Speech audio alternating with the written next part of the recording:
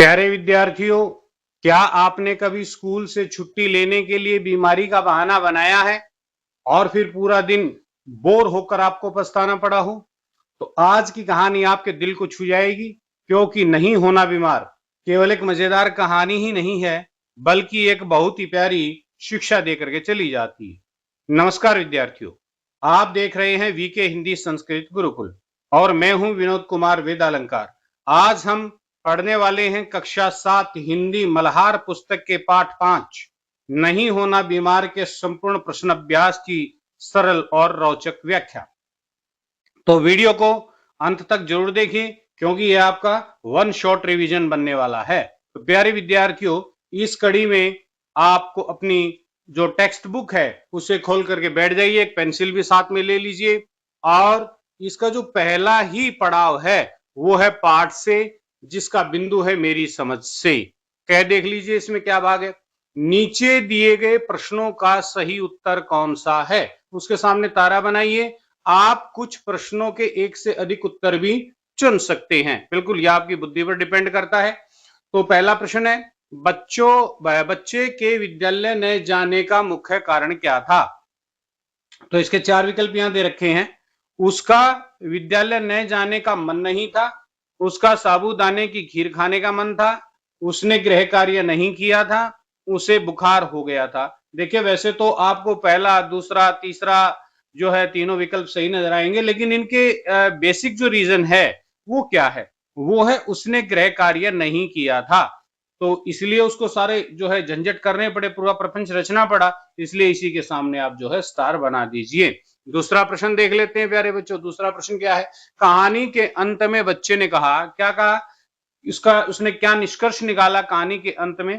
तो उसके बाद स्कूल से छुट्टी मारने के लिए मैंने बीमारी का बहाना कभी नहीं बनाया। बच्चे ने ये अंतिम निर्णय लिया। क्यों लिया ये अंतिम निर्णय? तो घर में रहने के बजाय विद्यालय जाना अधिक रोचक है। दूसरा, बीमारी का बहाना बनाने से साबूदाने की खीर नहीं मिलती। तीसरा, झूठ बोलने से झूठ के खुलने का डर हमेशा बना रहता है।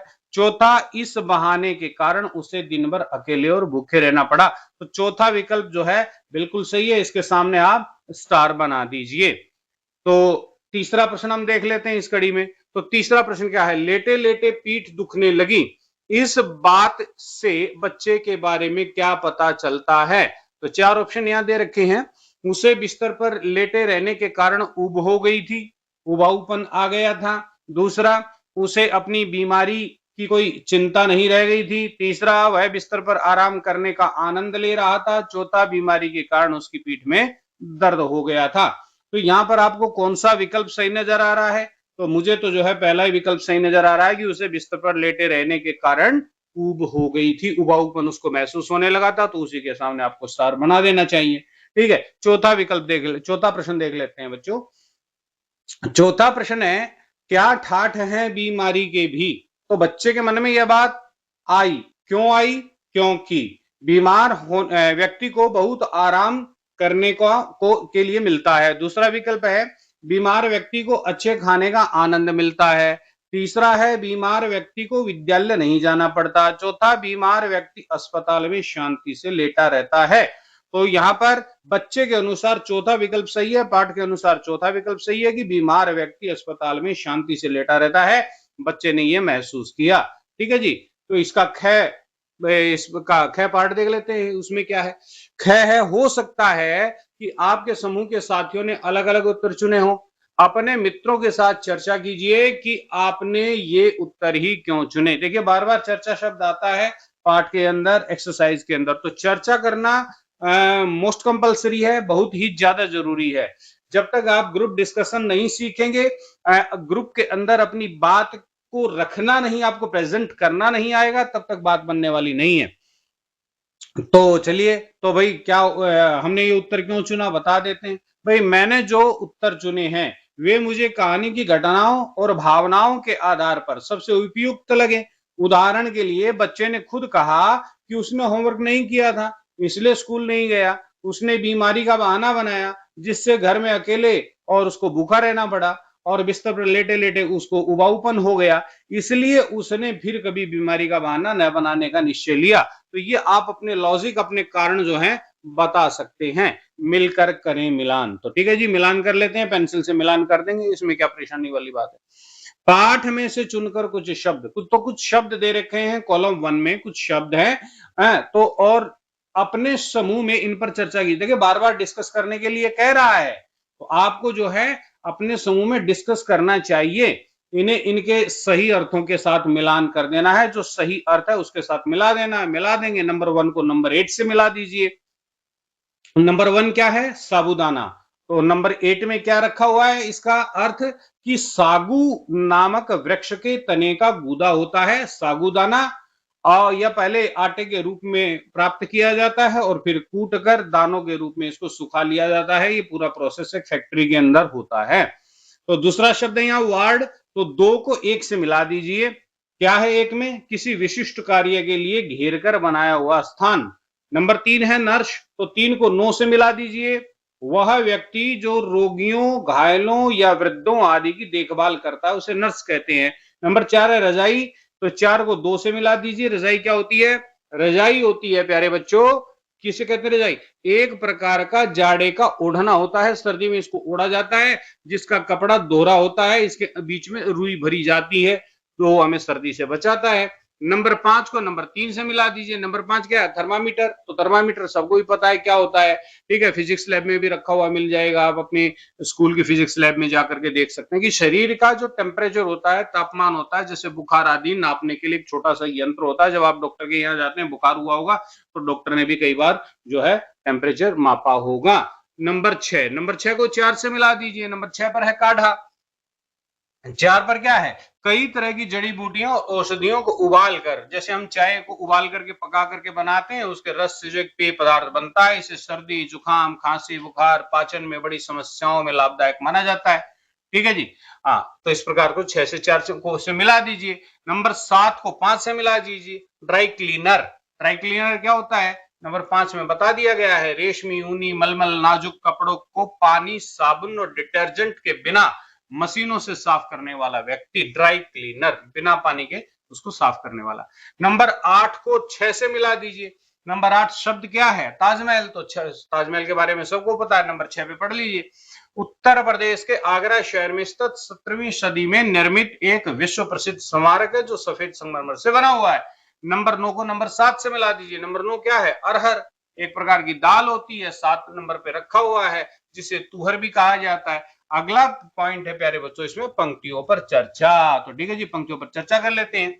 पाठ में से चुनकर कुछ पंक्तियां नीचे दी गई हैं, उन्हें ध्यान से पढ़िए, इन पर विचार कीजिए, आपको इनका क्या अर्थ समझ में आया, अपने विचार अपने समूह में साझा कीजिए। फिर से साझा करने की बात आ गई है और लिखने की भी बात आ गई है, तो ये पोर्शन जो है आपको आपकी एक्सरसाइज नोटबुक में लिखना पड़ेगा। तो पहला प्रश्न है इसमें, मैंने सोचा बीमार पड़ने के लिए आज का दिन बिल्कुल ठीक रहेगा, चलो बीमार पड़ जाते हैं। ठीक है जी, तो इसकी व्याख्या करनी है आपको। तो किस प्रकार से इस उत्तर स्वरूप इसकी व्याख्या करेंगे? इस पंक्ति में ये स्पष्ट होता है कि बच्चा बीमारी को एक आसान उपाय मान रहा है, जिससे वह स्कूल न जाए और सजा से बच जाए। वह बीमारी को एक बहाना बनाकर छुट्टी पाने का एक तरीका समझता है, आसान तरीका समझता है। यह उसकी मासूमियत और बचपने को बताता है, दर्शाता है, जहां वह बीमारी को गंभीर नहीं बल्कि एक आरामदायक स्थिति और स्वादिष्ट खाने का जरिया मान बैठा है। ठीक है जी, इस प्रकार से आप लिख सकते हैं। दूसरा प्रश्न इसमें देख लो प्यारे बच्चों, क्या है? दूसरा है, देखो, उन्होंने एक बार भी आकर नहीं पूछा कि तू क्या खाएगा। पूछते तो मैं साबूदाने की खीरी तो मांगता, कोई ताजमहल थोड़ा ना मांग लेता, लेकिन नहीं, भूखे रहो, इससे सारे विकार निकल जाएंगे। विकार निकल जाए तो बस, चाहे इस चक्कर में तुम खुद शिकार हो जाओ। अब इन पंक्तियों की व्याख्या किस प्रकार से करते हैं देख लीजिए। यह पंक्तियां बच्चे की झुंझलाहट, भूख और उसके प्रति की गई उपेक्षा की भावना को दर्शाती है। उसे उम्मीद थी कि बीमार होने पर उसे विशेष देखभाल मिलेगी, उसे विशेष जो है सेवा करेंगे लोग, उसकी, उसका ध्यान रखेंगे, स्वादिष्ट खाना मिलेगा। पर जब ऐसा नहीं हुआ तो उसे गुस्सा आ गया, गुस्सा आया और बहुत ज्यादा दुख हुआ। ताजमहल की तुलना करके वो ये दिखाना चाहता है कि उसकी मांग कोई महंगी या असंभव मांग नहीं थी। यह व्यंग्यात्मक और भोली सी शिकायत है कि घर वाले बीमारी में भी उसे भूखा रख रहे हैं और इससे बड़ी और क्या बात हो सकती है। ठीक है जी। अगला बिंदु है इसमें सोच विचार के लिए। तो चलो ठीक है, सोच विचार कर लेते हैं। सोच विचार के लिए क्या कहा गया भाई, पाठ को एक बार फिर से ध्यान से पढ़िए। ठीक है, इस वीडियो के फर्स्ट पार्ट को ध्यान से एक बार सुन लीजिए और पता लग जाएगा आपको सारी बातों का। तो अस्पताल में बच्चे को कौन कौन सी चीजें अच्छी लगी और क्यों, तो बता देते हैं अस्पताल में बच्चे को कौन कौन सी चीजें अच्छी लगी और क्यों लगी। देखिए, अस्पताल में बच्चे को कई सारी चीजें अच्छी लगी, जैसे सफेद चादर वाले साफ सुथरे बिस्तर, सफेद कपड़े पहने हुए लोग और मरीजों को मिलने वाला विशेष खाना जैसे साबूदाने की खीर। उसे ये बहुत अच्छा लगा। इसलिए अच्छा लगा क्योंकि उसे लगा कि बीमार होना एक आरामदायक अनुभव है, एक मजेदार बात है और स्कूल नहीं जाना पड़ता, काम कोई करना नहीं पड़ता, सब लोग जो है उसका ध्यान रखते हैं, ख्याल रखते हैं और स्वादिष्ट खाना भी मिलता है। लेकिन ये उसका भ्रम था कि बीमार व्यक्ति को विशेष सुख सुविधाएं मिलती हैं। ये केवल मात्र उसका भ्रम ही साबित हुआ। ठीक है जी।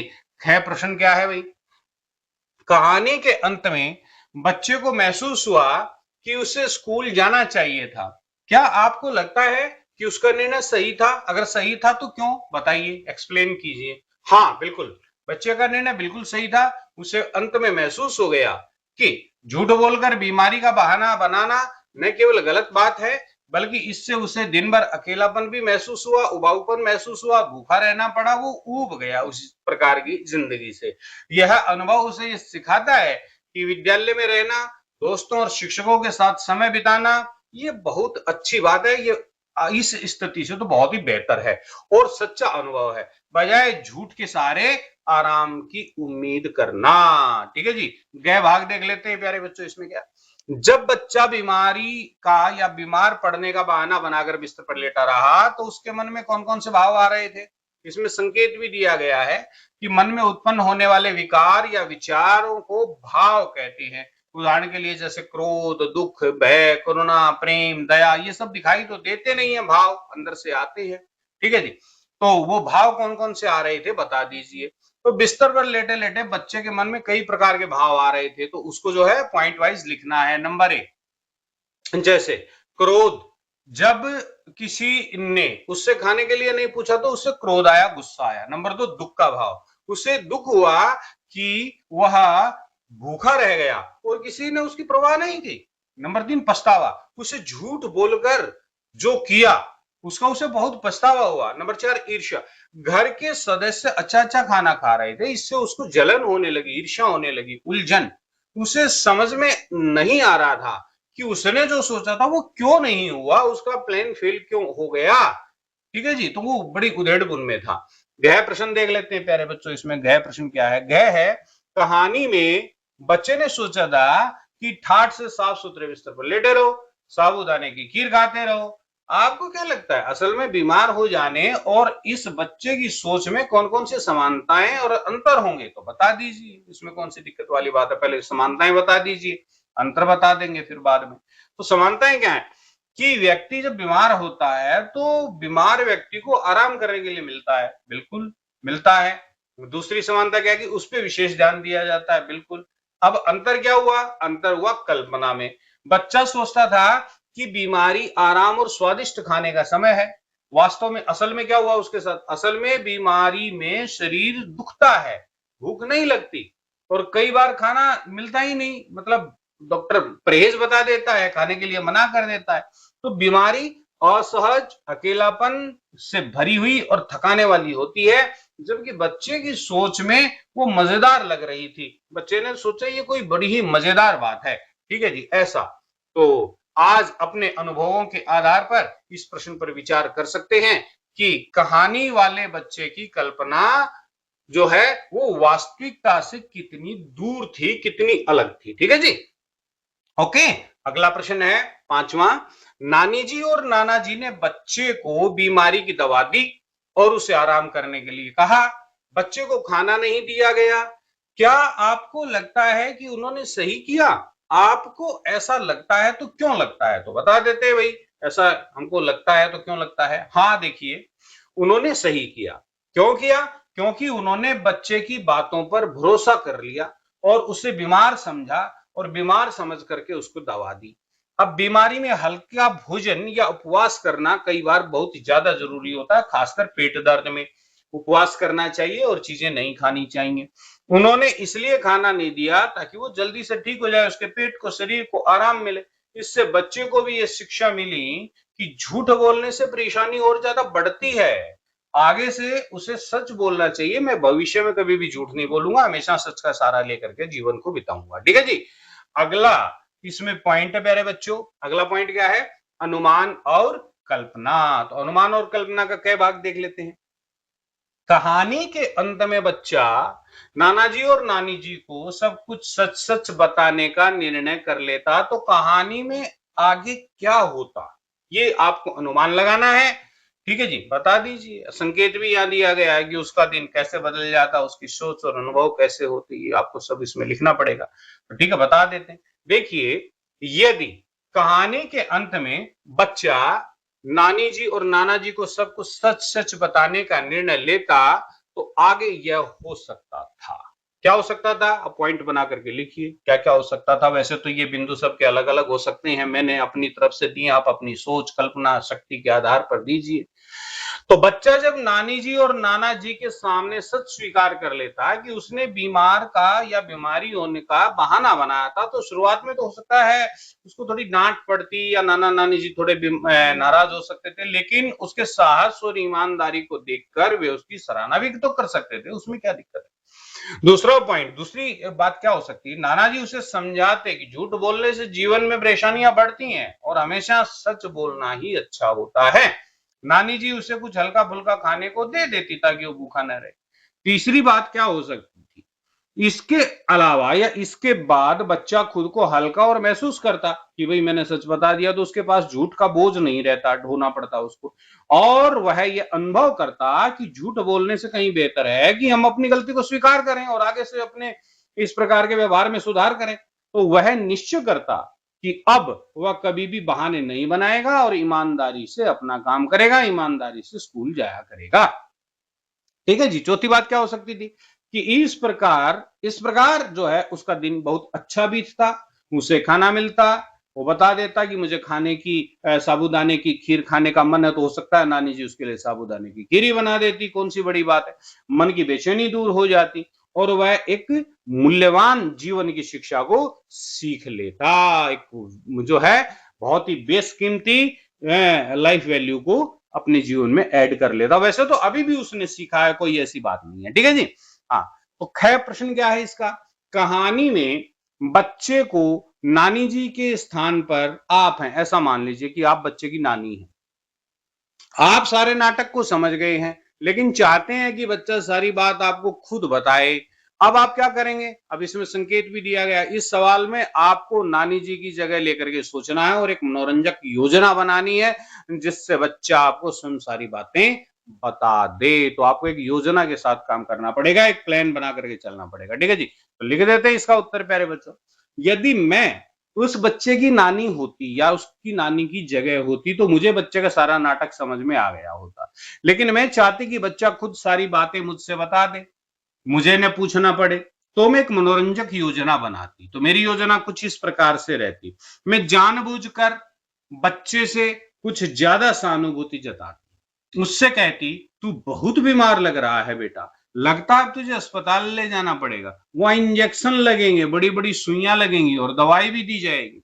फिर मैं कुछ कड़वी दवाइयां निकाल कर दिखाती और कहती अब तो इन्हें पीना ही पड़ेगा वरना तबीयत और ज्यादा बिगड़ जाएगी। और हाँ, खाना बिल्कुल मत मांगना, बीमारों को उपवास करना पड़ता है, इससे सारे विकार निकल जाते हैं। और क्या कर दे? नंबर 3, इसके बाद में टीवी या खेल की कोई दिलचस्प चीज सामने रख देती जिसमें उसका इंटरेस्ट था, लेकिन उसे कहती कि बीमार लोग तो टीवी नहीं देखते, आंखों पर इसका गलत प्रभाव पड़ता है। नंबर 4, जब बच्चा इन सब बातों से तंग आकर खुद ही कहता कि मैं तो बिल्कुल ठीक हूं, मुझे स्कूल जाना है, तब मैं मुस्कुरा कर कहती बस बेटा मुझे भी यही लग रहा था, पर मैं चाहती थी कि तू खुद मुझसे बताए, तू खुद मुझसे कहे। अब चलो चलकर गर्मा गर्म खीर खा लो, मैंने खीर तुम्हारे लिए बना दी है, और फिर कल से ईमानदारी से स्कूल जाना। नंबर 5, इस तरह प्यार, थोड़ी चतुराई और थोड़े मजाक के साथ, थोड़ी हंसी मजाक के साथ मैं बच्चे को खुद सच बोलने के लिए प्रेरित करती और उसे एक महत्वपूर्ण जीवन की शिक्षा से ओतप्रोत कर देती। ठीक है जी। अगला प्रश्न इसमें देख लेते हैं प्यारे बच्चों। गए गए भाग में तीसरा प्रश्न क्या है? कहानी में बच्चे के स्थान पर आप हैं। अब बच्चे के स्थान पर आप हैं और घर में आप अकेले हैं। अब आप उबने से बचने के लिए क्या क्या करेंगे? ये देखिए, यदि कहानी में बच्चे की जगह मैं होता और घर में अकेला रहता तो उबने से बचने के लिए मैं निम्नलिखित काम कर सकता था। नंबर 1, मैं कहानियां पढ़ सकता था। कोई कहानियों की किताब घर में रखी होगी, मजेदार कहानियों की किताब जो ला करके रखी है, पढ़ने का टाइम नहीं मिला, मौका नहीं मिला, उसको पढ़ने की कोशिश की जा सकती थी। नंबर 2, ड्राइंग और रंग भरना, तो मुझे वो भी अच्छा लगता है। मैं कागज और रंग लेकर के कुछ चित्र बना सकता था और अच्छी अच्छी ड्राइंग बना सकता था। नंबर 3, खिड़की के बाहर की दुनिया को देखना, तो मैं खिड़की के पास अंदर खड़ा होकर के बाहर जो है बालकनी से बाहर झांक करके पक्षियों को देखता, लोगों की आवाजाही को देखता और कल्पनाएं करता कि वो लोग कहाँ कहाँ जा रहे हैं। नंबर 4, खिलौनों से खेलना या घर के सामान से कोई सुंदर गेम बनाना। अगर मेरे पास खिलौने होते तो मैं उन खिलौनों से खेलता, अगर मेरे पास खिलौने नहीं होते तो मैं घर की किन्हीं चीजों से कुछ खेल बना लेता। नंबर 5, यादों में खो जाना, तो ये भी हो सकता था। मैं सोचता कि स्कूल में दोस्तों के साथ बड़ी मजेदार बातें होती थी या पहले की छुट्टियों में हमने क्या क्या खेल खेले, इस प्रकार की बातें हम जो है सोच सकते थे। अगला है गाने गुनगुनाना या कोई कविता याद करना। अकेले समय में मैं कोई जो है गाना गुनगुना सकता था, कोई प्रार्थना याद कर सकता था, कोई अपने पसंदीदा कविता को याद करके दोहरा सकता था, अपनी स्कूल असेंबली के लिए तैयारी कर सकता था। ठीक है, किसी भाषण की, किसी डिबेट की या किसी कविता की, तो इस प्रकार से मैं कर सकता था। आप लोग क्या कर सकते हैं, आप भी बता दीजिए। इसमें चौथा बिंदु है, कहानी के अंत में बच्चों को लगा कि उसे स्कूल जाना चाहिए था। कल्पना कीजिए, अगर वह स्कूल जाता तो उसका दिन कैसा होता। अगले दिन जब वह स्कूल गया होगा तो उसने जो है क्या क्या किया होगा, आप जो है कल्पना करके बताइए। देखिए, यदि बच्चा उस दिन स्कूल जाता तो उसका दिन कुछ इस प्रकार से हो सकता था। नंबर 1, पॉइंट बना करके आपको लिखना है। पॉइंट बना करके लिखने की आदत आपको डालनी पड़ेगी, ये आपको बोर्ड के एग्जाम के लिए जो है बहुत ही इंपॉर्टेंट चीज है। तो सुबह का दिन कैसा होता है, सबसे पहले तो हम ये बताएंगे।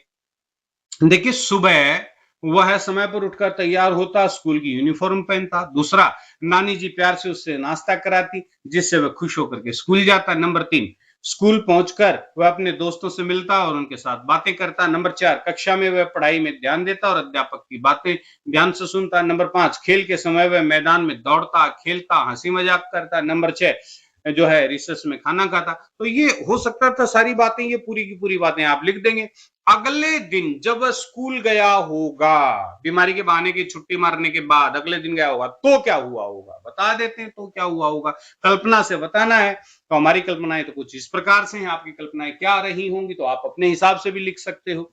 वह अपने दोस्तों को बताता कि कैसे उसने कल बीमारी का बहाना बनाया था। दूसरा, वह शिक्षक से माफी मांगता कि मैंने बिना बताए छुट्टी मार ली। तीसरा, वह ध्यान से गृह कार्य पूरा करता और तय करता कि आगे से कभी बहाना नहीं बनाएगा। नंबर 4, हो सकता है वह अपनी डायरी में भी अपना अनुभव लिखता ताकि दोबारा कहीं गलती ना हो जाए। ठीक है, और मैं उसको बार बार दोहरा सकूं। नंबर 5, इस प्रकार अगर वह स्कूल जाता तो उसका दिन बड़ा ही मजेदार होता, सीखने से भरा हुआ होता, संतोषजनक होता, न कि अकेलेपन, भूख और पछतावे से भरा हुआ होता। ठीक है जी, इस प्रकार से आप लिख सकते हैं। पांचवा प्रश्न इसमें देख लेते हैं प्यारे बच्चों। पांचवा प्रश्न क्या है? कहानी में नाना जी और नानी जी ने बच्चे की बीमारी ठीक करने के लिए उसे दवा दी और खाने के लिए कुछ नहीं दिया। अगर आप नानी जी या नाना जी की जगह होते तो क्या करते? बिल्कुल बता देते हैं, पॉइंट बना करके आपको उत्तर देने हैं। तो पहला पॉइंट हमने इसमें बना दिया है। सबसे पहले बच्चे की तबीयत की सही जानकारी हम लेते, बिल्कुल एक्चुअल फैक्ट क्या है, तो मैं उसके माथे को जो है छू करके हाथ रख करके देखता सच में बुखार है कि नहीं है, उसकी नब्ज देखता। अगर शक होता कि वह बहाना बना रहा है तो भी सीधे तो कुछ नहीं कहता, बल्कि उसकी बातों और व्यवहार पर ध्यान देकर के पता लगाने की कोशिश करता कि असल में सच्चाई क्या है। दूसरा पॉइंट, बच्चे से आराम से बात करता। मैं बच्चे से प्यार से पूछता कि उसे क्या तकलीफ है। अगर वह टाल मटोल करता तो मैं धैर्यपूर्वक उसे बोलने के मौका देता जिससे वो खुद अपनी बात मुझसे बता देता। नंबर 3, खाना पूरी तरह न रोक कर उसको हल्का भोजन देता, खिचड़ी आदि। तो भूखा रखना ठीक नहीं होता, इसलिए मैं उसे थोड़ी हल्की खिचड़ी, सूप या फल या जूस वगैरह देता, जिससे उसे लगे कि बीमारी में भी घर वालों का प्यार मिलता है, लेकिन झूठ बोलने पर मजा नहीं आता। ये शिक्षा मुझे उसको शिक्षा देनी ही थी। नंबर 4, समझदारी से सीख देना। बिल्कुल हम कोशिश करते हैं कि समझदारी से उसको सीख दी जाए, शिक्षा दी जाए। मैं बाद में उसे प्यार से समझाता कि बीमारी का बहाना बनाना बहुत गलत बात है और ऐसा करने से खुद को ही परेशानियां होती हैं। नंबर 5, अगले दिन उसकी तारीफ करता, उसको अप्रिशिएट करता, अगर वह सच्चाई बताता तो। ठीक है ना? अगर बच्चा सच्चाई स्वीकार कर लेता तो हम उसकी हिम्मत बढ़ाते, उसकी तारीफ करते, उसको प्रेरित करते ताकि वह आगे से ईमानदारी का व्यवहार करे। इस तरह मैं एक सख्त लेकिन समझदार नाना बनकर बच्चे को सीख देता ताकि वह आगे से न तो झूठ बोले और न ही घर में रह करके उबाऊ तरीके से अपना समय बिताए। ठीक है जी। अगला पॉइंट है प्यारे बच्चों, इसमें कहानी की रचना। तो देखिए कहानी की रचना क्या है। अस्पताल का माहौल मुझे बहुत अच्छा लग रहा था, बड़ी बड़ी खिड़कियों के पास हरे हरे पेड़ झूम रहे थे। अब ये जो कहानी की रचना है, कहानी लेखन, आपके राइटिंग स्किल का जो पोर्शन होता है उसमें कहानी लेखन भी आता है, तो आप यहां से भी वो उठा सकते हैं, कोई दिक्कत वाली बात नहीं है। न ट्रैफिक का शोरगुल, न धूल, न मच्छर मक्खी, सिर्फ लोगों के धीरे धीरे बातचीत करने की धीमी धीमी गुनगुन, बाकी एकदम शांति। तो यहां से आपको अपनी राइटिंग स्किल को क्या करना है, फ्रेश करना है, उसको और ज्यादा क्या करना है, सुधार उसमें लाना, परिमार्जित करना है। इन पंक्तियों पर ध्यान दीजिए। इन पंक्तियों में ऐसा लगता है मानो हमारी आंखों के सामने अस्पताल का एक चित्र सा बन गया हो। लेखन में इसे चित्रात्मक शैली कहती है। कौन सी शैली? चित्रात्मक। जब पढ़ करके आपके सामने पूरी पिक्चर चलने लग जाए, इसे चित्रात्मक शैली कहते हैं। अनेक लेखक अपनी रचना को रोचक और सरस बनाने के लिए उपयुक्त स्थानों पर अनेक वस्तुओं, कार्यों, स्थानों आदि का विस्तार से वर्णन करते। लेखक ने इस कहानी को सरस और रोचक बनाने के लिए और भी अधिक जो है अनेकों तरीकों का उपयोग किया है। उदाहरण के लिए उन्होंने कहानी में बच्चे द्वारा कल्पना करने का भी उपयोग किया है। जब बच्चा अकेले लेटे लेटे घर और बाहर के लोगों के बारे में सोच रहा था, कल्पना कर रहा था, तो इस कहानी में ऐसी कई सारी विशेषताएं छिपी हुई हैं। ये कहानी के विषय में आपको कुछ बातें बताई गई हैं। ठीक है जी। अब इससे संदर्भित कई प्रश्न देख लेते हैं। इस पाठ को एक बार फिर से पढ़िए, तो इस वीडियो का फर्स्ट पार्ट आप ध्यान से सुन लीजिए और अपने समूह में मिलकर इस पाठ की अन्य विशेषताओं की एक सूची बनाइए। अपने समूह की सूची को कक्षा में सबके साथ साझा कीजिए। ठीक है जी, कर देते हैं। कहानी नहीं होना बीमार की दूसरी विशेषताएं। तो देखिए हमने इस कहानी को ध्यान से पढ़कर नीचे दी गई विशेषताओं की सूची बनाई जो इसे रोचक, जीवंत और पाठकों के लिए आकर्षक बना देती है। तो उसके कुछ पॉइंट्स हमने यहाँ पर दिए हैं, बिंदुओं में हमने उसको बांधने की कोशिश की है। आप भी इसी प्रकार से उसकी व्याख्या कर सकते हैं। तो पहला क्या है बिंदु इसमें? चित्रात्मक भाषा। तो कहानी में अस्पताल और घर के दृश्य इतने सुंदर ढंग से वर्णित किए गए कि पाठकों को लगता है, पढ़ने वालों को लगता है कि जैसे वे खुद वहां मौजूद हो। ठीक है जी। बाल मनोविज्ञान का बहुत ही सुंदर तरीके से वर्णन किया गया है कि एक बच्चे की क्या भावनाएं होती हैं, क्या कल्पनाएं होती हैं, झूठ बोलने के बाद उसकी क्या चिंताएं होती हैं, वो सारी बातें इसमें बताई हैं। तो इसमें हंसी मजाक और व्यंग का भी प्रयोग किया गया है कि बच्चे की कल्पना और झूठ की जो पोल खुलती है तो उसकी स्थिति में किस प्रकार से जो है हास्य होता है। तो इस प्रकार से आप जो है उसकी व्याख्या कर सकते हैं। संवाद शैली, तो संवाद लेखन तो कहानी का एक मोस्ट इंपोर्टेंट पार्ट होता है। तो यहाँ पर कहानी में नाना नानी, बच्चे आदि के बीच में जो संवाद है काफी जीवंत है। कल्पना और यथार्थ का मेल, यथार्थ माने फैक्ट यानी कि सच्चाई। तो कल्पना और सच्चाई का यहाँ पर मेल है। बच्चा अपनी कल्पनाओं में आराम, खीर और ठाठ देखता है, लेकिन यथार्थ में उसे भूखा रहना पड़ता है। तो इन दोनों का जो अंतर है बड़े ही प्रभावशाली ढंग से यहाँ प्रस्तुत किया गया है। सीख देने वाली कहानी है, एक शिक्षा देने वाली कहानी है। ये कहानी मनोरंजन तो करती ही है, लेकिन साथ साथ हमें शिक्षा भी देती है कि झूठ बोलना, बहाने बनाना, जिम्मेदारी से बचना ये अच्छी बात नहीं है। बच्चा इसको जो है इस कहानी से ये बातें सीखता है। अगला बिंदु प्यारे बच्चों, कहानी में से निम्नलिखित के लिए उदाहरण खोज करके लिखिए। बिल्कुल लिख देंगे, इसमें कौन सी बात है। विशेष बिंदु बताए गए हैं और उधर से कहानी में से कुछ उदाहरण बताने हैं आपको ढूंढ करके। जैसे बच्चे द्वारा पिछली बातों को याद किया जाना, ठीक है, तो कहानी में से उदाहरण ढूंढ करके लिखने हैं। तो कितना मजा आता जब रिसेस में ठेले पर जाकर नमक मिर्च लगे अमरूद खाते कटर कटर करके, ठीक है जी, इस प्रकार से।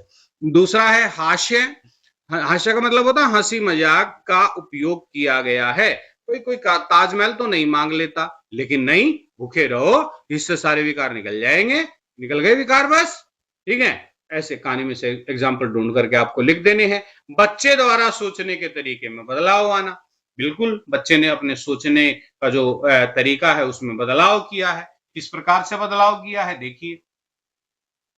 इसके बाद स्कूल से छुट्टी मारने के लिए मैंने बीमारी का कभी बहाना नहीं बनाया। ये उसके चरित्र में, उसके व्यक्तित्व में एक बदलाव आ गया। अगला बिंदु है कहानी में किसी का किसी बात से अनजान होना। बिल्कुल, मन्नू एक बार भी मुझे देखने नहीं आया, आया भी होगा तो दबे पांव आया होगा और मुझे सोता हुआ जान करके वापस लौट गया होगा, ठीक है। अगला बिंदु इसमें है बच्चे द्वारा स्वयं से बातें किए जाना।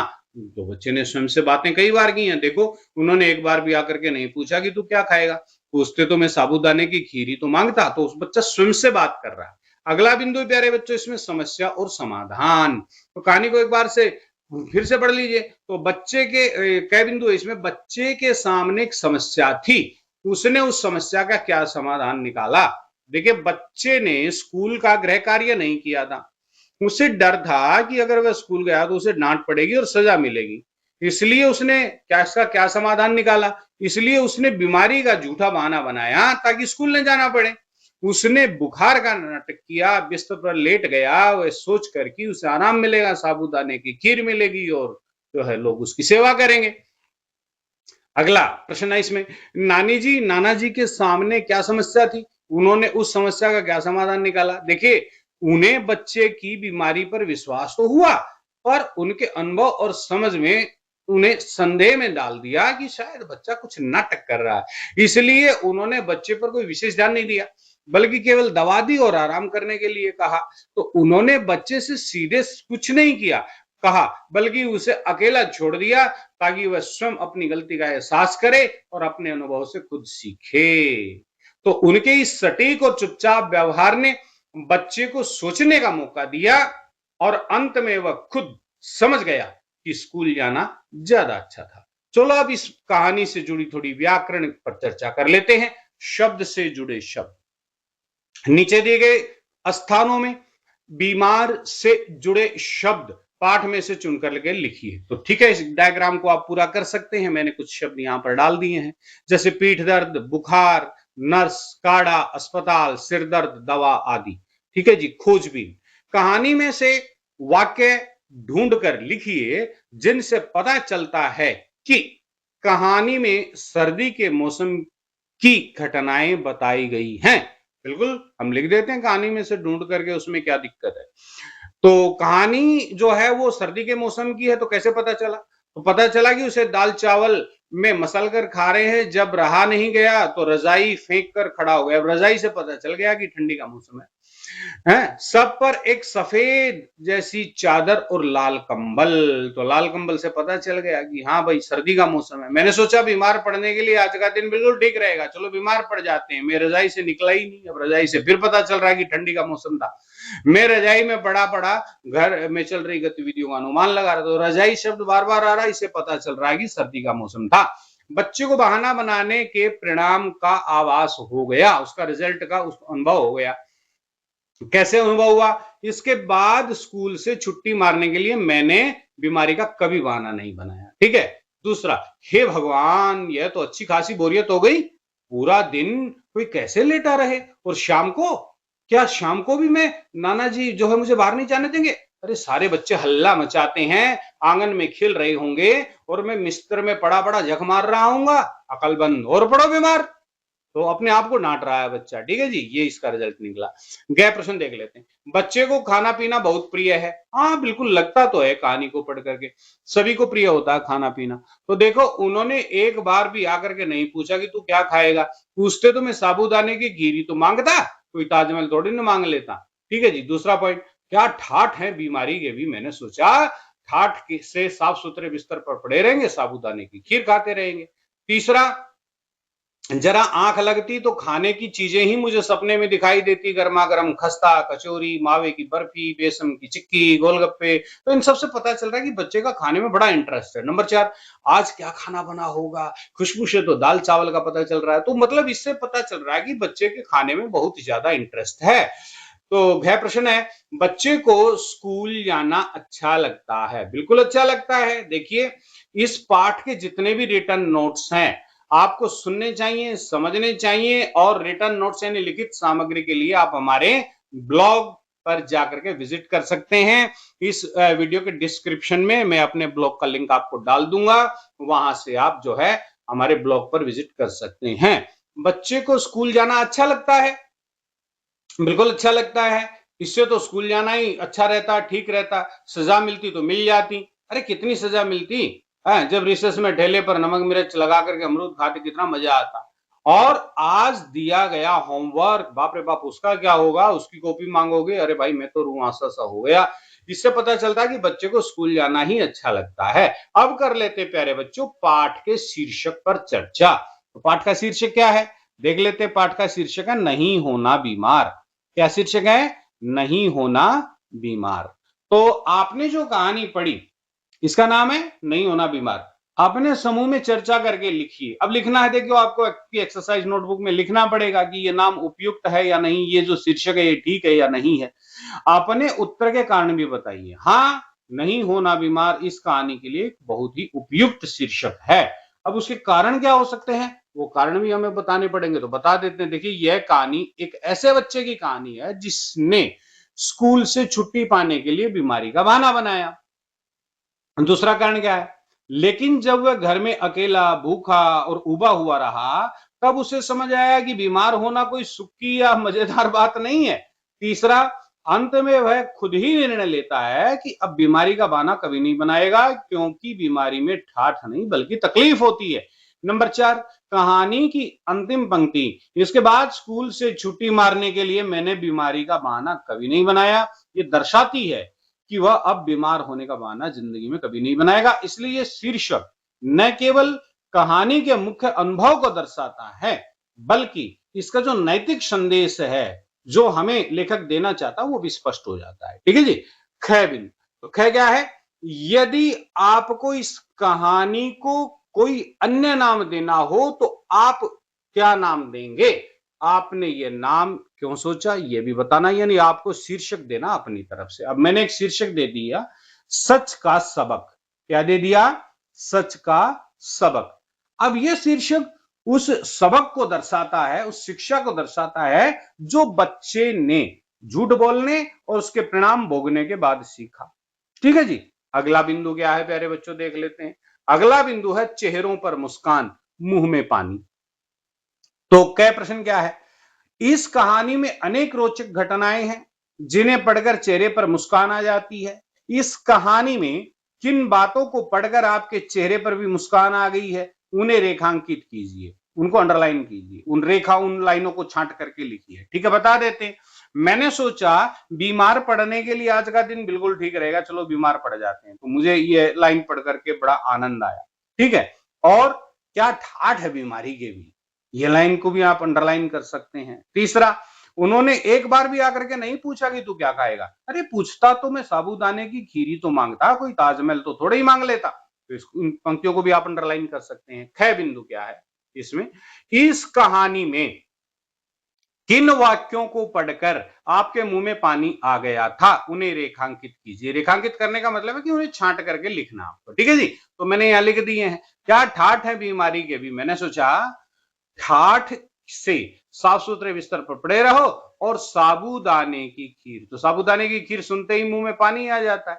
जरा आंख लगती तो खाने की चीजें मुझे दिखाई देती, गर्मा गर्म खस्ता कचौड़ी, मावे की बर्फी, बेसन की चिक्की, इन सबको अंडरलाइन करते चलो, गोलगप्पे अंडरलाइन करते चलो, और फिर ऊपर से साबूदाने की खीर। पता नहीं क्यों साबूदाने की खीर फिर उपवास और बीमारी में ही जो है बनाई जाती है। मुझे गुंजिया को अंडरलाइन करते चलो, सिर्फ होली दिवाली और पंजीरी को अंडरलाइन करो, सिर्फ पूर्णिमा के दिन नहीं बनाई जाती। क्यों? क्या ये चीजें जब इच्छा हो तब नहीं बनाई जा सकती? कोई मना करता है? ठीक है, तो जो भी खाने की चीजें हैं जिनको सुन करके मुंह में पानी आ गया उनको अंडरलाइन करना है। ठीक है जी। आज क्या खाना बना होगा? खुशबू तो दाल चावल की आ रही है, अब दाल चावल की को अंडरलाइन कर दो। अरहर की दाल में हींग जीरे का बघार, तो इसको पूरे वाक्य को अंडरलाइन कर दो। इन सारी बातों को सुन करके पढ़ करके मुंह में पानी आ जाता है। लेखन के अनोखे तरीके, सही बात है, लिखने के बहुत सारे अलग अलग तरीके हो सकते हैं। ठीक है जी। मैं बिना आवाज किए दरवाजे तक गया और ऐसे झांक कर देखने लगा जिससे किसी को पता न चले कि मैं बिस्तर से उठ गया हूं। इस बात को कहानी में इस प्रकार विशेष रूप से लिखा गया है, बिल्कुल लिखा गया है। दबे पांव दरवाजे तक गया और चुपके से झांक कर देखा। इस कहानी में अनेक स्थानों पर वाक्यों को विशेष ढंग से लिखा गया है। साधारण बातों को कुछ अलग तरीके से लिखने से लेखन की सुंदरता बढ़ जाती है। यही तो लेखन की कला है, यही तो लेखक की कला है। ठीक है ना जी, आर्ट ऑफ राइटिंग। आगे चलते हैं। नीचे कुछ वाक्य दिए गए हैं, कहानी में ढूंढिए कि इन वाक्यों को कैसे लिखा गया है। तो ये वाक्य दे रखे हैं। जैसे पहला वाक्य है, ऐसा लगा मानो हमें देखकर सुधाकर काका खुश हो गए। तो हमें देखकर सुधाकर काका खुश हो गए। ठीक है जी, ऐसे। तो इस प्रकार से खिड़कियां बहुत बड़ी थी और उनके बाहर पेड़ हवा से हिल रहे थे। तो इसको विशेष रूप से लिखा गया है। लिखा गया कि नहीं लिखा गया है? बिल्कुल। वहां केवल लोगों के फुसफुसाने की आवाजें आ रही थी, सिर्फ लोगों के धीरे धीरे बातचीत करने की धीमी धीमी गुनगुन। तो इस प्रकार से बात को तो है विशेष रूप से लिखा गया है। अब बात क्या है, फुसफुसाने की आवाजों के सिवाय वहां कोई आवाज नहीं थी। तो इसको कैसे लिखा गया? बाकी एकदम शांति। बीमार लोगों के बहुत मजे होते हैं, इस बात को कैसे लिखा गया है? क्या ठाठ है बीमारी के भी। बात क्या है, मैं झूठ मूठ बीमार पड़ जाता हूं, लेकिन लिखा कैसे गया है? मैंने सोचा बीमार पड़ने के लिए आज का दिन बिल्कुल ठीक रहेगा, चलो बीमार पड़ जाते हैं। ठीक है, तो इस प्रकार से कहानी में विशेष रूप से इन बातों को लिखा गया है। तो यही तो लेखन की कला है, कहानी में रोचकता बढ़ाने के लिए। आगे चलते प्यारे बच्चों, अगला जो पॉइंट है वो क्या है? वो जो है वो भी हमारा व्याकरण से संबंधित है, पंक्चुएशन, जिसको इंग्लिश में आप पढ़ते हो, हिंदी में कहते हैं इनको विराम चिन्ह। देखो, नाना जी ने रजाई हटाकर देखा, माथा छुआ, पेट देखा और नब्ज देखने लगे। अब देखो, देखो के आगे एक चिन्ह लगाया गया है, इसे संबोधन चिन्ह कहते हैं। ऊपर वाले जो है उद्धरण चिन्ह में इसको बंद किया गया है। ठीक है, जहां वाक्य पूरा हो जाता है वहां पर पूर्ण विराम लगाया गया है। ठीक है, प्रश्नवाचक क्या होता है, उद्धरण चिन्ह क्या होता है, अल्प विराम क्या होता है, ठीक है ना, ये सारी चीजें यहाँ पर प्रयोग की गई हैं। आगे चलते हैं, तो इसका उत्तर आप यहाँ पर दे सकते हैं, यानी कि इसमें से आपको जितने भी विराम चिन्ह है वो छांट करके लिखने हैं, उनका प्रयोग बताना आपको कहां कहां होता है। जैसे पूर्ण विराम, तो पूर्ण विराम का प्रयोग कहां होता है? तो वाक्य के अंत में पूर्ण विराम आता है और यह बताता है कि एक वाक्य यहां पर समाप्त हो गया, जैसे उदाहरण यहां दिया गया है। ठीक है, आप देख लीजिए। अल्प विराम कहां आता है प्यारे बच्चों? अल्प विराम का प्रयोग वहां होता है एक ही वाक्य में जब एक से अधिक विचार हो या बातें हो तो उनके बीच में अल्प विराम का प्रयोग हो जाता है। जैसे देख लीजिए, उदाहरण में दिखा है, न ट्रैफिक का शोरगुल, अब अल्प विराम आ गया, न धूल, फिर से अल्प विराम आ गया, न मच्छर मक्खी, ठीक है, डॉट डॉट डॉट। ये क्या है? इसका मतलब बात अभी सोच सकते हैं, लिखी नहीं है, आप सोचनी है आपको। अगला है प्रश्नवाचक चिन्ह। प्रश्नवाचक चिन्ह का तो सबको पता ही है, इसका प्रयोग कहां होता है? जब वाक्य किसी प्रश्न के रूप में प्रस्तुत होता है तो वहां पर प्रश्नवाचक चिन्ह का प्रयोग किया जाता है। जैसे क्या हुआ, अब इसके पीछे जो है प्रश्नवाचक चिन्ह है। अब कैसा है सिर दर्द, ठीक है, पूछा जा रहा है, कोई ना कोई बात पूछी जा रही है, कोई प्रश्न किया जा रहा है, तो इसके पीछे प्रश्नवाचक चिन्ह हो गया।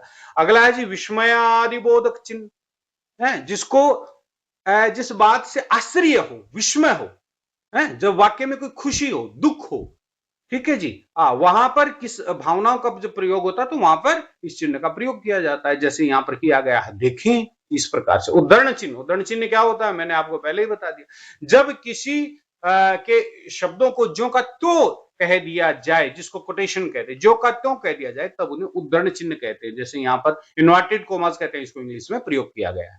क्या हुआ, ठीक है, तो ज्यों का त्यों लिख दिया तो उसको जो है उद्धरण चिन्ह में बंद कर दिया। आगे चलते हैं भाई पाठ से आगे। अब इस पाठ को पढ़ करके आपने क्या सीखा प्यारे बच्चों? देख लेते हैं क्या सीखा। तो कै प्रश्न है, कै प्रश्न क्या है भाई? बच्चे ने अस्पताल के वातावरण का विस्तार से सुंदर वर्णन किया। इसी प्रकार आप अपनी कक्षा का सुंदर वर्णन कीजिए। अब आपको अपनी कक्षा का वर्णन करना, अपनी कक्षा की व्याख्या करनी है। जैसे बच्चे ने अस्पताल का वर्णन किया, तो मेरी कक्षा बहुत ही साफ सुथरी और हवादार है। कमरे में 4 बड़ी खिड़कियां हैं जिनसे ताजी हवा और रोशनी आती है। दीवारों पर रंग बिरंगे चार्ट और बच्चों की बनाई हुई चित्रकारियां लगी हुई हैं। आगे एक हरा बोर्ड है जिस पर शिक्षक चौक से लिखते हैं। मेरी कक्षा में पढ़ाई के साथ साथ हंसी मजाक और मित्रता का माहौल रहता है। सब मिलजुल कर सीखते हुए आगे बढ़ते रहते हैं। ठीक है जी, इस प्रकार से आप लिख सकते हैं। खैर प्रश्न क्या है? कहानी में बच्चे को घर में अकेले दिन भर लेटे रहना पड़ा था। क्या आप कभी कहीं अकेले रहे हैं? उस समय आपको क्या अनुभव हुआ था? आपने क्या क्या अनुभव किया, क्या किया, वो सब आपको लिखना। हाँ, एक दिन मैं बीमार होने की वजह से स्कूल में नहीं गया और घर पर मुझे अकेले रहना पड़ा। पहले तो मैं बिस्तर पर लेटा रहा, सोता रहा, फिर मैंने कुछ चित्रकारी की। खिड़की के बाहर देखा बच्चे खेल रहे हैं, उन्हें देखकर मुझे स्कूल और अपने दोस्तों की याद आई। मैंने अपनी पसंदीदा किताब भी थोड़ी देर पढ़ी। इस तरह धीरे धीरे मेरा समय कटता गया और मुझे कुछ कुछ अच्छा लगने लगा। इस प्रकार से आप लिख सकते हैं। तीसरा प्रश्न है, कहानी में आम खाने वाले मन्नू को देखकर बच्चे को ईर्ष्या हुई थी। क्या आपको कभी किसी से या किसी को आपसे ईर्ष्या हुई है? आपने तब क्या किया था ताकि यह भावना दूर हो जाए? एक बार मेरी सहेली या मेरा मित्र को कोई पुरस्कार मिला तो मुझे उससे कुछ ईर्ष्या हुई, क्योंकि मैंने भी मेहनत की थी।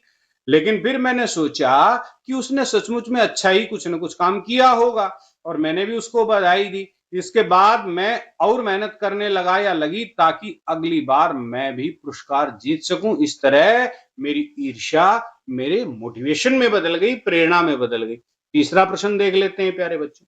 चौथा, कहानी में नानी जी नाना जी बच्चे का पूरा ध्यान रखने का प्रयास करते हैं। आपके घर और विद्यालय में आपका ध्यान कौन कौन रखता है, बताइए, और कैसे रखते हैं? देखिए, घर में माँ और पापा जी मेरा विशेष ध्यान रखते हैं। वो समय पर खाना, कपड़े, पढ़ाई का ध्यान रखते हैं। अगर मैं बीमार पड़ जाऊं तो मेरी पूरी सेवा करते हैं। स्कूल में मेरी कक्षा अध्यापक और शिक्षकगण मेरे पढ़ाई, अनुशासन और भावनात्मक स्थिति पर ध्यान रखते हैं। यदि कोई परेशानी होती है तो वे बात करके उसे हल करने की कोशिश करते हैं। पांचवा प्रश्न है जी, आप अपने परिजनों और मित्रों का ध्यान कैसे रखते हैं? क्या क्या करते हैं या क्या क्या नहीं करते हैं ताकि उन्हें कम से कम परेशानी हो? देखिए, मैं घर में अपने माता पिता की बात मानता हूं, समय पर काम करता हूं और बिना कहे मदद करने की कोशिश करता हूं। मित्रों का ध्यान रखने के लिए मैं उन्हें सुनता हूं, उनकी मदद करता हूं, किसी से झगड़ा नहीं करता हूं। मैं कोशिश करता हूं कि किसी को मेरी वजह से दुख या परेशानी न उठानी पड़े। ठीक है जी। अगला बिंदु है प्यारे बच्चों, बहाने। अब बहाने तो आपने खूब बनाए होंगे, इसमें कोई दिक्कत वाली बात नहीं है, बच्चे लोग बहाने बनाते ही हैं। कहानी में बच्चे ने बीमारी का बहाना बनाया ताकि उसे स्कूल न जाना पड़े। क्या आपने कभी किसी कारण से बहाना बनाया है? यदि हाँ, तो उसके बारे में बताइए। उस समय आपके मन में कौन कौन से भाव आ या जा रहे थे, आप कैसा अनुभव कर रहे थे, सब आपको लिखना है। देखिए, हाँ, एक बार मैंने होमवर्क पूरा नहीं किया था और डर के कारण मैंने माँ से ये बहाना बनाया कि मेरी तबीयत ठीक नहीं है, इसलिए मैं स्कूल नहीं जा सकता। उस समय मेरे मन में डर, झिझक, पछतावा और झूठ पकड़े जाने की चिंता चल रही थी। शुरू में मुझे लगा कि मैं आराम करूंगा, लेकिन दिन भर अकेले रहकर ऊब गया और मुझे अपने झूठ पर पछतावा हुआ। मैंने अनुभव किया कि झूठ बोलने में राहत नहीं मिलती, बल्कि मैं परेशान ही रहा पूरा दिन। ठीक है जी, आगे बढ़ते हैं। अगला प्रश्न है इसमें प्यारे बच्चों, आमतौर पर बनाए जाने वाले बहानों की एक सूची बनाइए। तो बहुत सारे बहाने, आप क्या क्या बहाने बनाते हैं, मैंने यहाँ पर एक सूची बनाई है। आप क्या क्या बहाने बनाते हैं उसके बारे में आप यहाँ लिख सकते हैं। गया प्रश्न है, बहाने क्यों बनाने पड़ते हैं? बहाने न बनाने पड़े इसके लिए हम क्या क्या कर सकते हैं? देखिए, बहाने तब बनाए जाते हैं जब हम कोई काम करने से बचना चाहते हैं, या डरते हैं, या लापरवाही कर जाते हैं, या अपनी गलती को, कमी को छुपाते हैं।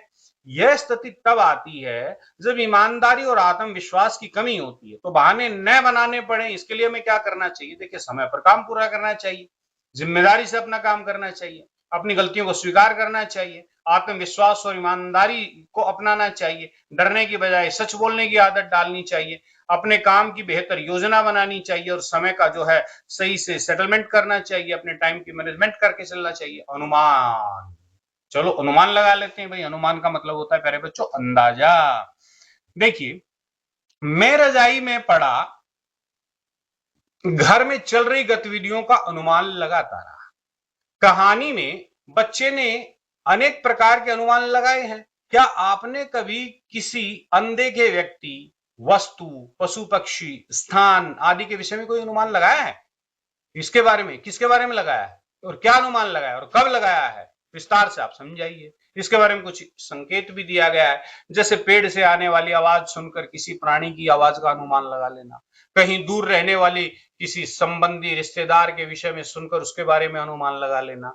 तो आपने क्या अनुमान लगाया भाई, बता देते हैं। देखिए, हाँ, मैंने भी कई बार किसी अनदेखी चीज या व्यक्ति के विषय में अनुमान लगाए हैं। एक बार गर्मी की छुट्टियों में हम गांव गए। वहां एक रात को जब मैं आंगन में लेटा था, तभी पास के आम के पेड़ से अजीब सी सरसराहट की आवाज आने लगी। मैंने ध्यान से सुनने की कोशिश की, सोचा शायद कोई जानवर हो सकता है। मैंने अनुमान लगाया कि कहीं कोई उल्लू या बिल्ली हो सकती है जो पेड़ पर चढ़ गई होगी। ठीक है। दूसरी बार मम्मी पापा बार बार किसी राजू मामा का जिक्र करते थे, जिन्हें मैंने कभी देखा ही नहीं था। अब उनकी बातों से मैं मन ही मन कल्पना कर रहा था और सोचा कि वे लंबे होंगे, मजाकिया होंगे, मुझे बहुत सारी टॉफियां देंगे। जब वे वास्तव में मिलने आए तो कुछ बातें मेरे अनुमान से मिलती थी और कुछ बातें बिल्कुल नहीं मिलती थी। ठीक है जी। घर का सामान, तो घर का सामान तो पता ही है आपको प्यारे बच्चों, घर का सामान क्या होता है। बहुत ढूंढा गया, थर्मामीटर मिला ही नहीं, शायद कोई मांग कर ले गया। तो कहानी में बच्चे के घर पर थर्मामीटर, जिसको तापमापी यंत्र कहते हैं, खोजने पर मिल नहीं पाया। आमतौर पर हमारे घरों में कोई ना कोई ऐसी वस्तु होती है जो खोजने पर भी नहीं मिलती, जिसे कोई मांग कर ले जाता है, बाद में हम भूल जाते हैं, दे करके जाता नहीं। तो अपने घर में ध्यान में रखी हुई चीजों की आपको एक सूची बनानी है। ठीक है जी, बना देंगे जी। जो खोजने पर भी नहीं मिलती है, और एक तरफ आप लिखेंगे जो कोई मांग कर ले जाते हैं, और तीसरी कॉलम जो आप किसी से मांग करके लाते हैं। ठीक है जी।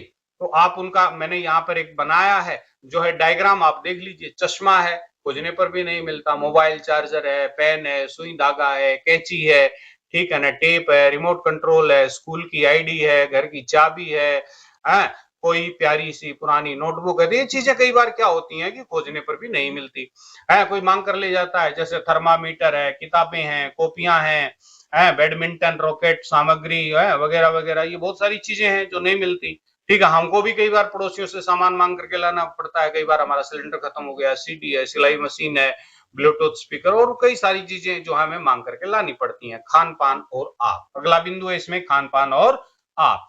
तो देख लेते हैं प्यारे बच्चों, खान पान और आप क्या है। कहानी में सुधाकर काका को बीमार होने पर साबूदाने की खीर दी गई। आपके घर में किसी के बीमार होने पर उसे क्या क्या खिलाया जाता है? देखिए, जब हमारे घर में कोई बीमार होता तो उसे हल्का और आसानी से पचने वाला खाना खिलाया जाता है, जैसे दाल चावल, मूंग की खिचड़ी, दलिया, उबले हुए आलू, ब्रेड, केला, नारियल पानी है, और कई बार जो है सब्जियों का सूप। माँ कभी कभी साबूदाने की खीर या हल्का दूध भी दे देती हैं। अगला प्रश्न है, कहानी में बच्चे को बहुत सी चीजें खाने का मन है। आपका क्या क्या खाने का मन बनता है? तो देखिए, मुझे तो बहुत सारी चीजें खाने का मन बनता है, जैसे समोसे, पिज्जा, चॉकलेट, सब जो जो आपको बनता है आप लिख सकते हैं। ठीक है जी। कहानी में बच्चा सोचता है कि साबूदाने की खीर सिर्फ बीमारी या उपवास में क्यों खिलाई जाती है। तो आपके घर में ऐसा क्या है जो केवल विशेष अवसरों पर या त्योहारों पर ही बनता है? तो आप बता दें भाई। मेरे घर में तो तिल के लड्डू मकर संक्रांति पर, गुंजिया होली पर, सेवैयां ईद पर, और हलवा पूरी किसी पूजा पाठ या विशेष दिन ही बनते हैं। दीपावली पर तरह तरह की मिठाइयां और नमकीन बनते हैं। आपके घर में क्या बनता है आप भी बता दीजिए। अगला प्रश्न है, कहानी में बच्चा सोचता है कि अगर वह स्कूल जाता तो उसे ठेले पर नमक मिर्च वाले अमरूद खाने को मिलते। आप अपने विद्यालय में क्या क्या खाते हैं? विद्यालय की कैंटीन में क्या क्या खाते हैं जो आपको रुचिकर है, बताइए। तो वो तो आपको खुद ही लिखना पड़ेगा, आपकी कैंटीन में क्या क्या मिलता है और आपको क्या अच्छा लगता है, लिख दीजिए। इस कहानी में भोजन में से जुड़ी बहुत सारी रोचक बातें हैं। तो आपके बचपन से जुड़ी हुई जो भी रोचक बातें हैं जो आपको विशेष रूप से याद आती हैं, लिख दीजिए। जब मैं छोटा था तो आमतौर पर मौसम आता था आम का मौसम, तो मैं दादी के साथ आम के अचार में हाथ बटाता था, कटे हुए आम के जो है मसाले मिला करके धूप में सुखाना, बड़ा मजेदार लगता था, बड़ा अच्छा लगता था। आज भी स्वाद उसका मुझे याद आता है। तो आप लिख सकते हैं इसके बारे में। अगला प्रश्न है, कहानी में बच्चे कहानी में भोजन की सुगंध में रजाई फेंक कर रसोई में झांकने लगा। क्या आपके साथ कभी ऐसा हुआ है कि घर में किसी विशेष खाने की सुगंध से आप भी रसोई में जाकर के तुरंत देखना चाहते हैं कि भाई आज क्या पक रहा है, आपको किस किस खाने की सुगंध आती है और अधिक आपको क्या पसंद है, बता दीजिए। तो ये आपको खुद ही लिखना है। हाँ, कई बार हमारे साथ ऐसा होता है, घर में पकौड़े तले जाते हैं, गर्मा गर्म पूड़ियां बनती है, मिठाइयां बनती हैं, गुलाब जामुन, तो भाई खुशबू पूरे घर में फैल जाती है, ठीक है ना। और रसोई में जाना ही पड़ता, पूछना पड़ता माँ से कि आज क्या बन रहा है। आज की पहेली, तो ठीक है जी, पहेलियों पर आ गए हैं। कहानी में जो है आपके खाने पीने की अनेक वस्तुओं के बारे में पढ़ा। अब हम आपके सामने खाने पीने की वस्तुओं या व्यंजनों से जुड़ी कुछ पहेलियां लाए हैं, इन्हें बूझिए और उनका उत्तर दीजिए। तो पहली पहेली क्या है? रोटी जैसा होता है ये पर आलू से भरा भरा, घी तेल साथी है इसके, दही चटनी से हरा भरा। आलू का पराठा, बता दो उसमें क्या बात है। ठीक है जी। दाल चावल का मेल है यह है, भारत भर में तुम इसे पाओ, दक्षिण में खूब बनता, चटनी सांबर संग संग खाओ, गोल तिकोना इसका आकार। मिल गया डोसा, डोसा भाई डोसा होता है, ठीक है, बता दिया हमने इसका नाम। नाश्ते का यह बड़ा है खास, महाराष्ट्र में इसका वास, मिर्च मसाले से भरपूर, संग बटाटा भी मशहूर, चटपटी चटनी लगी किसे। हाँ, बड़ा पाव बिल्कुल बड़ा प्रसिद्ध है।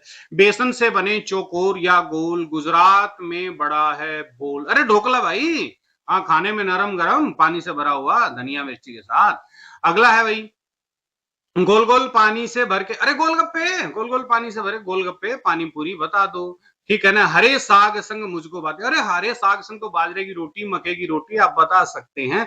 आग इसमें पकती हूँ, सौंधा सा स्वाद, साथ में खाओ चूर, अरे चूरमे के साथ तो बाटी, वही दाल बाटी चूरमा राजस्थान का जो है प्रसिद्ध खाना है, बता सकते हैं आप इसके बारे में। गोल गोल और श्वेत रंग का, रस से भरा हुआ, खूब दुनिया का महाराज, चाशनी मीठी मीठी, अरे रसगुल्ला भाई, रसगुल्ला मिल गया पता। ठीक है जी। तो प्यारे बच्चों, आपने ये वीडियो यहां तक सुना, आपका बहुत बहुत धन्यवाद। अगर आपको ये वीडियो पसंद आया तो इसको लाइक करें, शेयर करें, अपने दोस्तों के साथ इसको जरूर शेयर करें, चैनल को सब्सक्राइब करें, बेल आइकन को दबा दें। लिखित नोट्स के लिए आप वीके हिंदी संस्कृत गुरुकुल blog.spot.com पर विजिट करें। तो मैं मिलता हूं आपको अगले शानदार वीडियो में अगले पार्ट के साथ। तब तक पढ़ते रहिए, बढ़ते रहिए आगे, और आपका बहुत बहुत धन्यवाद, शुभ आशीर्वाद।